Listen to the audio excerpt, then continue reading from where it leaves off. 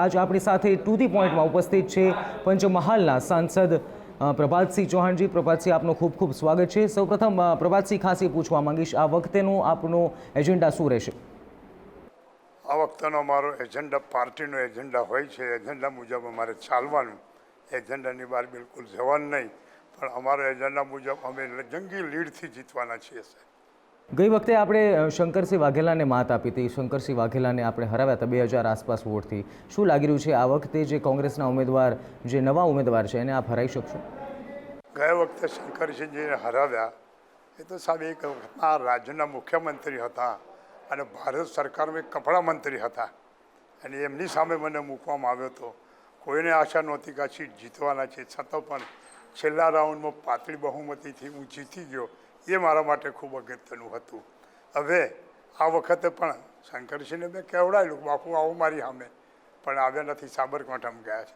એની સામે અમારી જ જ્ઞાતિના ઠાસરાના ધારાસભ્ય ઉમેદવાર છે, પણ એમની જો ડિપોઝિટ બચે તો બહુ સારી વાત છે સાહેબ. અમારી સ્પષ્ટ વિશ્વાસ મારો. પ્રભાતસિંહ, 5 વર્ષમાં લોકો માને ત્યાં સુધી, હું માનું ત્યાં સુધી સમીકરણો બદલાય છે. ગઈ વખતે આપણે શંકરસિંહ વાઘેલાને હરાવ્યા, પણ 5 વર્ષમાં જે લોકોએ જોયું છે, જે જનતાએ જોયું છે, શું એ પછી પણ આપને વિશ્વાસ છે કે ફરીવાર આપ જનતાની વચ્ચે એક સાંસદ તરીકે ચૂંટાશો? હાજી, એટલા માટે 5 વર્ષની અંદર જે મારી કામગીરી છે કોઈ જાણતા નહીં હોય સાહેબ, મારા મતદારો જાણે છે. દર રવિવારે મારે ઘેર લોક અદાલત થાય, સેંકડો હજારો માણસનું કામ થાય, ઠંડુ પીવાય, ચા પીવાય, નાસ્તા થાય, ચિઠ્ઠી લખાય, ફોન થાય. પણ પંચમહાલના જે જનતા કહી રહી છે કે તમારા મતક્ષેત્રમાં વિકાસ નામનું કોઈ વસ્તુ થઈ નથી. અરે સાહેબ, મારી પાસે ફાઇલ પડી છે જે મેં વિકાસના કાર્યો કર્યા છે સાહેબ. કોઈ વખત નથી થયા એટલે વિકાસના કાર્યો કર્યા છે. દાખલા તરીકે પીવાના પાણી જેટલી માગણીઓ આવી, બોર મોટર, હેન્ડપંપ બધા જ મંજૂર કર્યા. કેટલાક થઈ ગયા, કેટલાક હજુ હવે પછી પણ થવાના છે. એટલે પાણી માટે પણ ઘણી ગ્રાન્ટ ફાળવી. વધતા શિક્ષણ ક્ષેત્રે તમે જુઓ તો માધ્યમિક સ્કૂલોની અંદર, ગામડાની અંદર 10 ધોરણ પછી 11 ધોરણ 12 ધોરણ હોતું નથી. જેટલા આવા એનજીઓ મારી પાસે આવ્યા શિક્ષણ સંસ્થાવાળા, બધાને ક્રમિક મંજૂરી 10, 11ની અપાવી, 12ની અપાવી. હવે આ આપ્યા પછી બાળકોને બેસાડવા કહો, વિદ્યાર્થીઓને બેસાડવા કહો, તો સાહેબ તમે નહીં માનો, આજ સુધીના કોઈ એમપીએ માધ્યમિક શિક્ષણના હાઈસ્કૂલના રૂમ બાંધવા માટે કોઈ ગ્રાન્ટ આપી હોય એક દાખલો મને ગુજરાતનો. પણ પ્રભાતસિંહ, જે જનતા કહી રહી છે પ્રભાતસિંહ, કે શિક્ષણ હોય, પછી સામાન્ય જરૂરિયાત હોય, કે પછી પાણીની સમસ્યા હોય, હજી પણ જે તકલીફ 5 વર્ષ પહેલાં હતી એ અત્યારે પણ લોકો ભોગવી રહ્યા છે. અને ખાસ કરીને વાત એ કરવા માંગીશ કે ઉદ્યોગો, તમારા ચૂંટાયા પછી ઉદ્યોગો નવા નથી આવ્યા, લોકો આવું કરી રહ્યા છે, જેના કારણે રોજગારી પંચમહાલમાં ઓછી મળી રહી છે. એ વિશે આપ શું કહેશો? ઉદ્યોગો માટે જે તે રાજ્ય સરકાર આ કામ કરતી હોય છે. ઘણા બધા એમઓયુ થયા છે. ઉદ્યોગો માટે પહેલું પાણી જોઈએ. આ એક જિલ્લો એવો છે પંચમહાલ અને પૂર્વ વિસ્તાર એવો છે કે પાણીની અછત છે.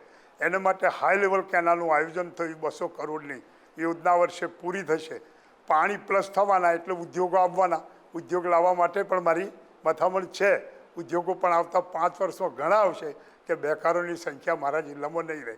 અમે અત્યારે પણ મારે તો તમે જુઓ તો કાલોલમાં છે, પછી અમારે મેલોનું આઈટીઆઈ છે, ત્યાંથી ઘણા બાળકોને તાલીમ આપીએ છીએ સર્ટિફિકેટ લઈને. આજે પણ હાલોલમાં એ લોકો ઉદ્યોગોમાં નોકરી મેળવે છે અને આજે એ લોકો કાર્યરત છે, જાય છે.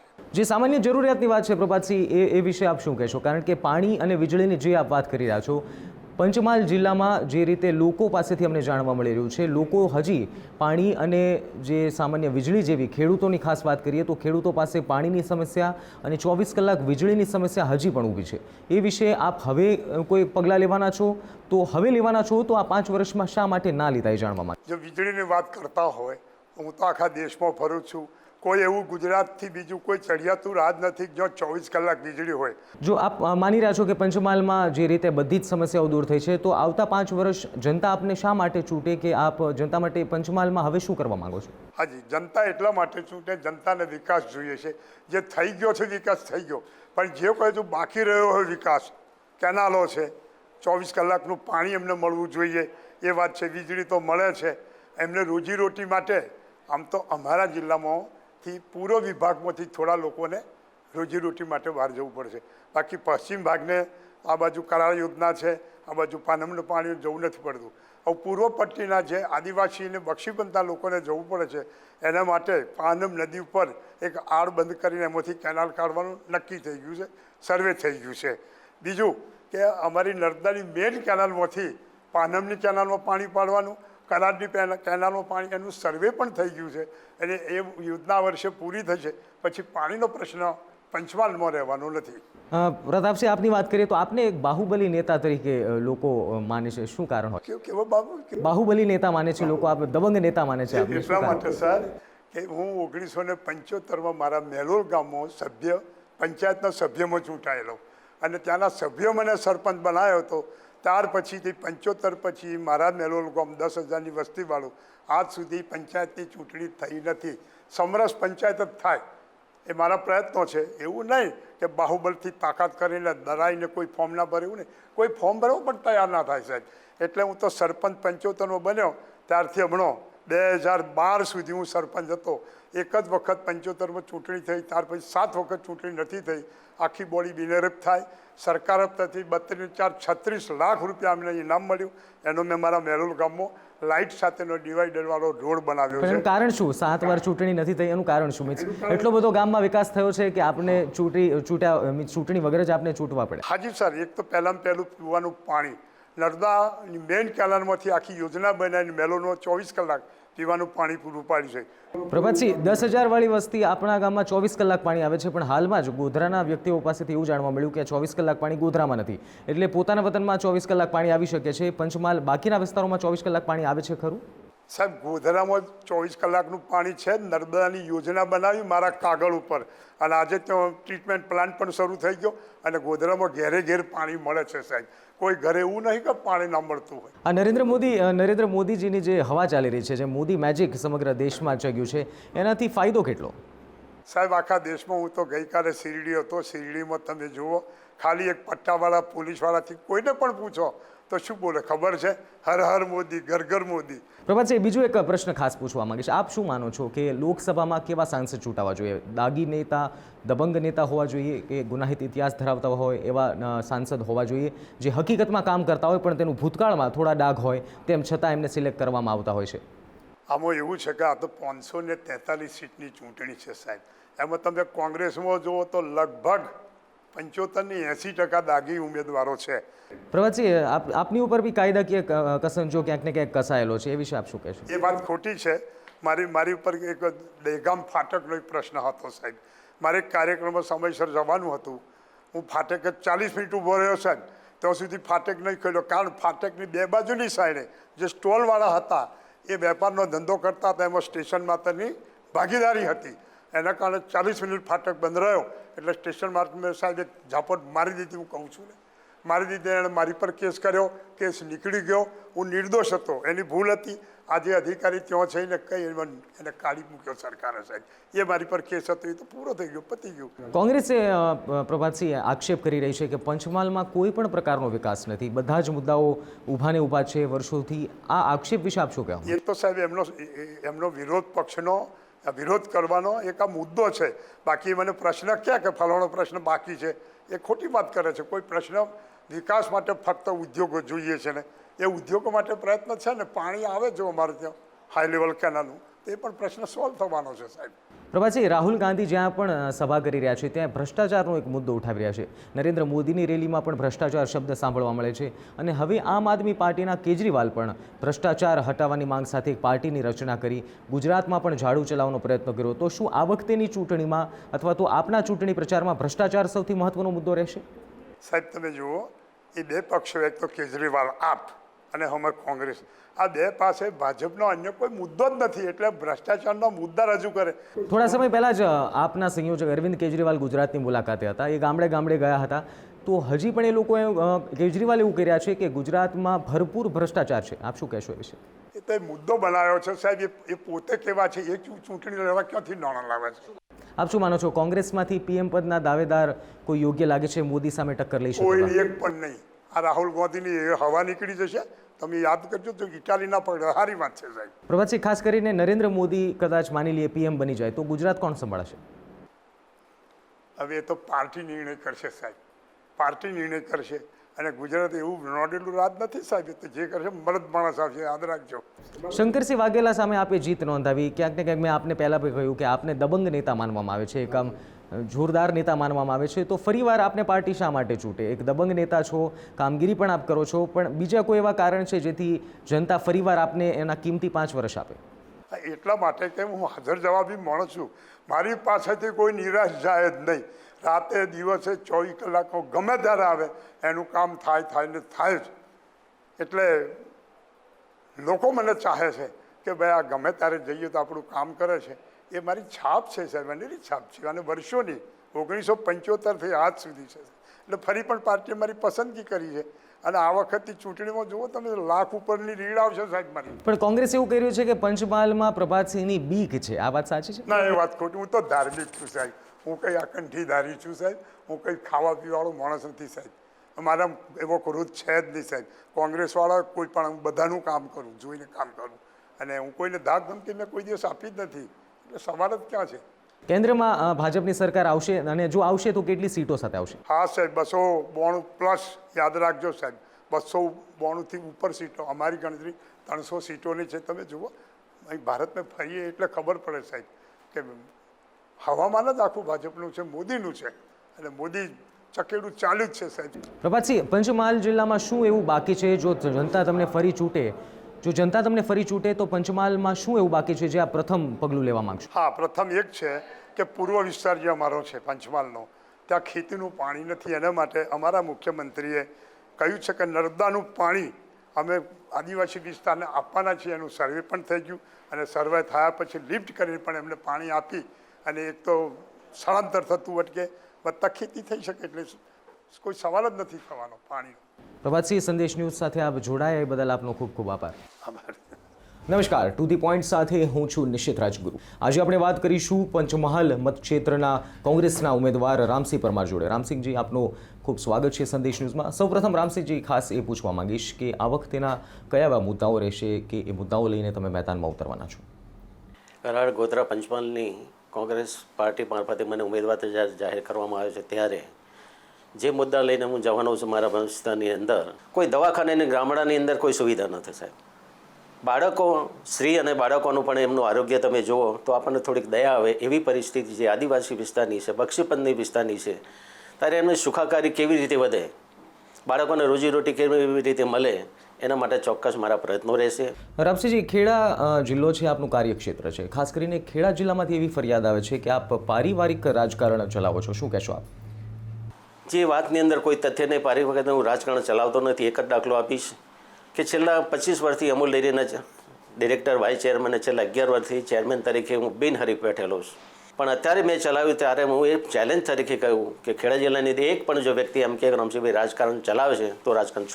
બીજું એક ખાસ કરીને મેં હમણાં જ કીધું કે ખેડા આપનું કાર્યક્ષેત્ર છે. શું લાગી રહ્યું છે, ખેડા કાર્યક્ષેત્ર અને પંચમહાલ આખાની વાત થઈ રહી છે, કોન્સ્ટિટ્યુશનની વાત થઈ રહી છે, પંચમહાલમાં આપ સફળ થશો ખરી? પંચમહાલની અંદર સફળ એટલા માટે થઈશ કે વર્ષોથી હું પણ ખેડા જિલ્લાની અંદર રાજકીય તરીકે કામગીરી કરું છું. અમૂલને મોટું મારું બેઝમેન્ટ છે.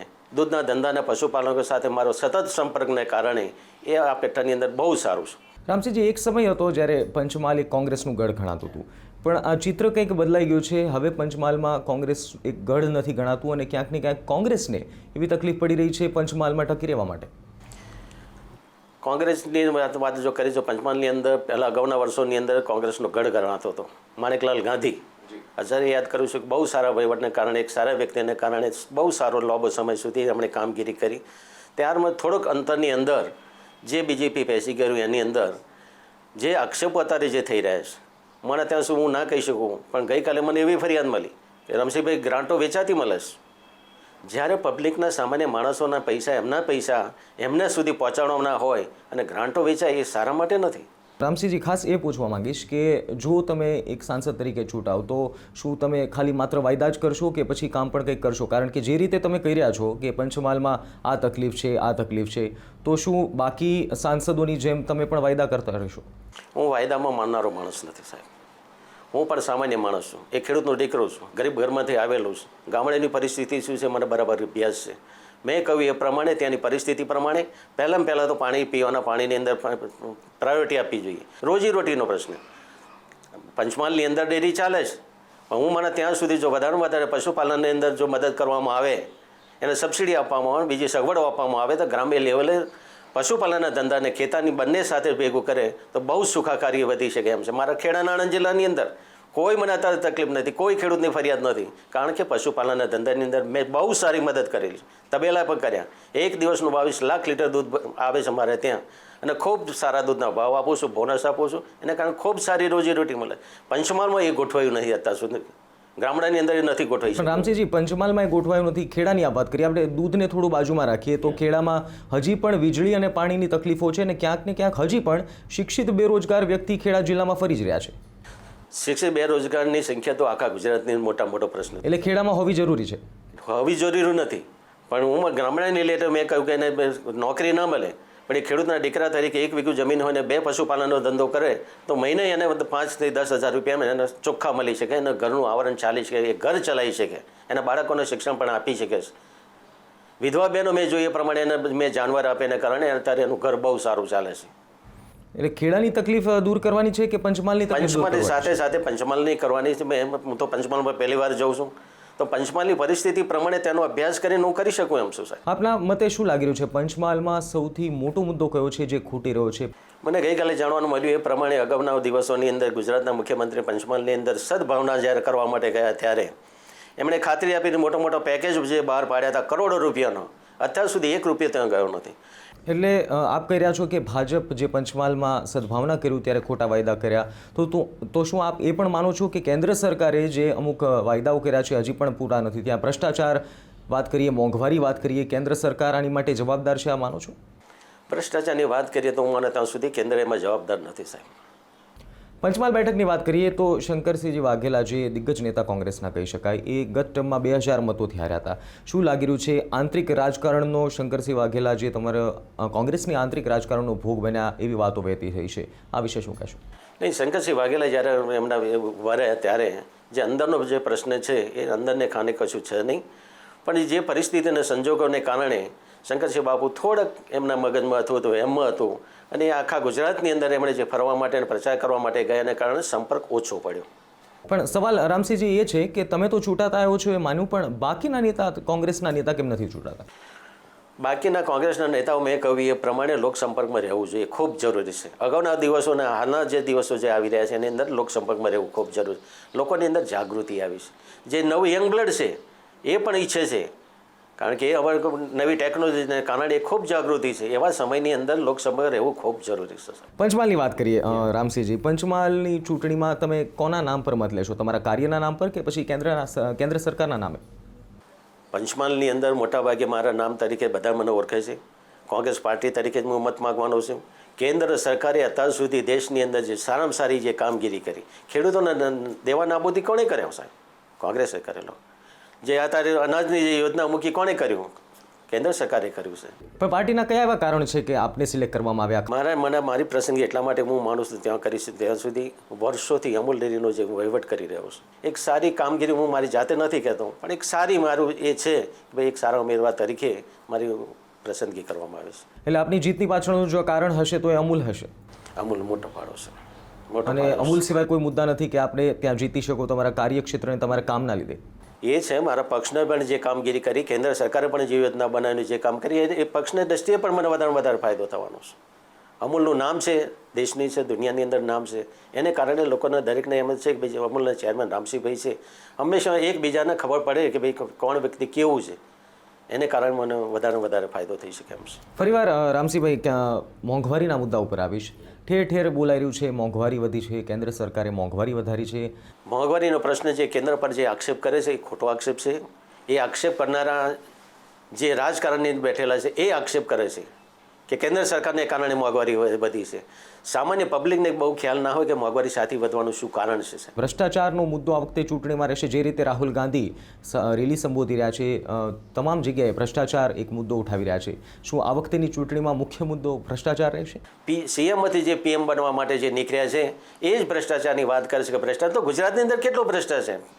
પહેલાં હું મને ત્યાં સુધી પોતાનું ઘર જોવું છું, પોતાનું ઘર સાફ કરવું જોઈએ. પોતાનું ઘર બસ સલામત છે, પોતાનું ઘર સાફ છે નથી. ગુજરાતની અંદર અત્યારે વધારેમાં વધારે ભ્રષ્ટાચાર તો ગુજરાતની અંદર, બીજા રાજ્યોમાં કહેવાથી કોઈ ફાયદો નથી, કેન્દ્ર પર આક્ષેપ કરવાથી કોઈ ફાયદો નથી. એટલે જો ફરીવાર કેન્દ્ર સરકાર અથવા તો ફરીવાર આપની સરકાર સત્તામાં આવે તો ભ્રષ્ટાચાર આપ હટાવી શકશો? જે એટલો બધો વધી ગયો છે, એટલા સમયથી જવાનું નામ નથી લઈ રહ્યો, એ ફરીવાર આપ 5 વર્ષમાં હટાવી શકશો એવું માનો છો? એને કંટ્રોલ થઈ શકે એમ છે. હટાઈ નહીં શકાય? એકદમ નહીં હટી શકે સાહેબ. કોઈ બી બેસે એકદમ નહીં હટી શકે, પણ એને કંટ્રોલ ચોક્કસ થઈ શકે સાહેબ. વાત કરીએ નરેન્દ્ર મોદીની સમગ્ર દેશ વાત કરી રહ્યો છે કે નરેન્દ્ર મોદીની મોદી મેજિક અથવા તો મોદીની હવા ચાલી રહી છે. શું કહેશો એની વિશે? મોદીની જે હવા ચાલી રહી છે, લહેર ચાલી રહી છે, એ ખૂબ વાતો થઈ, ખૂબ એ થઈ, પણ હું હવે એવો માનું છું ત્યાં સુધી મોદીની કોઈ લહેર નથી, કોઈ મોદી મેજિક નથી. આ માણસ કેવી રીતે આવે મને બરાબર યાદ છે. મોદીનો જન્મ ક્યારે થયો? 2002 પછી થયો. તે પહેલાં ગુજરાત નહોતું. ગુજરાતનો વિકાસ ગુજરાતની જનતાએ કરેલો છે સાહેબ. ગુજરાત એક સાહસિક છે. કડાનો ડેમ બન્યો, નર્મદાનો ડેમ બન્યો, કે અમૂલ ડેરી બની હોય, કે થર્મલ પાવર સ્ટેશન બન્યું હોય, એ ગુજરાતના અગાઉના કોંગ્રેસની દાન છે સાહેબ. એટલે ભાજપે આટલા વર્ષ શાસનથી ગુજરાતમાં શાસન ચલાવે છે, તો ભાજપે શું કર્યું? શું માનો છો? ભાજપે કશું જ કર્યું નથી એવું માનું છું સાહેબ. બાપ દાદાની પેઢી હોય ને બાપ દાદાનું જે એ હોય પેઢી હોય એની અંદર થોડુંક આપણે સુધારો વધારો કરી નાખીએ એટલે એનો અર્થ એવો નથી કે મેં કર્યું સાહેબ. રાહુલ ગાંધીની વાત કરીએ. રાહુલ ગાંધી જોરશોરથી પ્રચાર કરી રહ્યા છે, કોંગ્રેસ પાર્ટી મજબૂત દેખાઈ રહી છે એવું આપ માનો છો? શું રાહુલ ગાંધી પીએમ બનવા માટે પરિપક્વ છે એવું માનો છો? હું માનું છું કે રાહુલ દેશનો વડાપ્રધાન થઈ શકે એટલા માટે કે અત્યાર સુધી નહેરુ કુટુંબે જે દેશ માટે જે બલિદાન આપ્યું છે એને કારણે ઇન્દિરા ગાંધીનું એ થયું હોય, રાજીવ ગાંધીનું થયું હોય, છતાં પણ નહેરુ કુટુંબે દેશની સેવા કરવાનું બંધ નથી કર્યું. ખાસ કરીને પરંપરાગત બેઠક આપની વાત કરીએ, શું આપ જાળવી શકશો? પંચમહાલ આપણી માટે એક નવો વિસ્તાર છે, તો તમારી બેઠક તમારા હાથમાંથી જશે અને પંચમહાલ આવશે કે બંનેથી હાથ ધોવા પડશે? પંચમહાલની સીટ ચોક્કસ કોંગ્રેસની જીત છે, એમાં કોઈ બેમત નથી સર. શું લાગે છે આ વખતેની જે લોકસભા છે, જે 16મી લોકસભા, ગુજરાતમાં કોંગ્રેસને કેટલી બેઠક મળશે? ગુજરાતની જે 26 સીટો છે ને જે સીએમથી પીએમ બનવા માટે જે વાત કરે છે કે 26 સીટો લેવી છે. પણ રામસિંહજી, આપણે કોંગ્રેસની વાત કરીએ, 26 સીટમાંથી કોંગ્રેસને કેટલી મળશે? સવાલ એ છે. કોંગ્રેસની સીટો વધારેમાં વધારે મળશે. જે દર વખતે 12-13 આવે છે એવી એને સંખ્યાના પ્રમાણ 12 થી 15ની સીટો આ વખતે પણ આવશે. આખરી સવાલ રામસિંહજી આપને પૂછવા માંગીશ, પંચમહાલના જે લોકો છે એ આપને કિંમતી વર્ષ, આપના 5 વર્ષ કિંમતી જે લોકોના જનતાના 5 વર્ષ છે, આપને શા માટે આપે? શું વાયદો કરશો આજે જનતાને? કોઈ એક વાયદો જેથી પંચમહાલની જે જનતા છે આપને 5 વર્ષ આપી શકે? પંચમહાલની પરિસ્થિતિના સંજોગ પ્રમાણે મેં જોયું એ પ્રમાણે ગ્રામ્ય લેવલની પરિસ્થિતિ બહુ ખરાબ છે. પીવાના પાણી હોય, સિંચાઈના પાણી હોય, કે ત્યાંની જે શિક્ષિત બેરોજગારની જે સંખ્યા છે, આપને પણ ખબર છે, હું મને ત્યાં સુધી પંચમહાલના મોટા ભાગે બહાર બધા નીકળી ગયેલા, રોજીરોટી માટે નીકળતા હોય છે. ઠેઠ રાજકોટ સુધી માણસો જતા હોય છે. સ્થાનિક એને રોજીરોટી મળે તો એ ગામ ના છોડી શકે, શહેર બાજુ એ દોડ ના કરી શકે. સ્થાનિક રોજીરોટી આપવા માટે પ્રયત્ન કરે. પંચમહાલમાં આપ શું બદલાવ લાવી શકો છો? પંચમહાલની અંદર ગ્રામ્ય લેવલે હું માનો ત્યાં સુધી દૂધના ધંધાની અંદર ગ્રામ્ય લેવલે ખેડૂતને 1 જાનવર કે 2 જાનવર આપીને એને સબસિડી આપીને એને ઘરને આંગળે એને રોજીરોટી મળે. ખેડૂતો સિવાય યંગસ્ટર્સ માટે શું કરી શકશો? ખાસ કરીને વિદ્યાર્થીઓ માટે અત્યારે દૂર સુધી લોકો ભણવા જાય માટે હું કહી શકું કે એ વિસ્તારની અંદર આઈટીઆઈ કોલેજો વધારે ખોલવી જોઈએ, જેથી કરીને શિક્ષણ ઓછું હોય છતાં પણ જે આઈટીઆઈ કરે તો એ એપ્રેન્ટિસ કર્યા પછીથી એને કાયમ માટે નોકરી મળવાની દરેક જગ્યાએ તકો છે, એને પ્રાયોરિટી હું આપીશ. રામસિંહજી, આપ સંદેશ ન્યૂઝ સાથે જોડાયા એ બદલ આપનો ખૂબ ખૂબ આભાર. આપનો પણ ખૂબ ખૂબ આભાર. કોંગ્રેસ એવું કહી રહ્યું છે કે પંચમહાલમાં પ્રભાતસિંહની બીક છે, આ વાત સાચી છે? ના, એ વાત કહું છું. હું તો ધાર્મિક છું સાહેબ. હું કંઈ આકંઠીધારી છું સાહેબ. હું કંઈ ખાવા પીવાળો માણસ નથી સાહેબ. એટલા માટે કે હું હાજર જવાબી માણસ છું. મારી પાસેથી કોઈ નિરાશ જાય જ નહીં. રાતે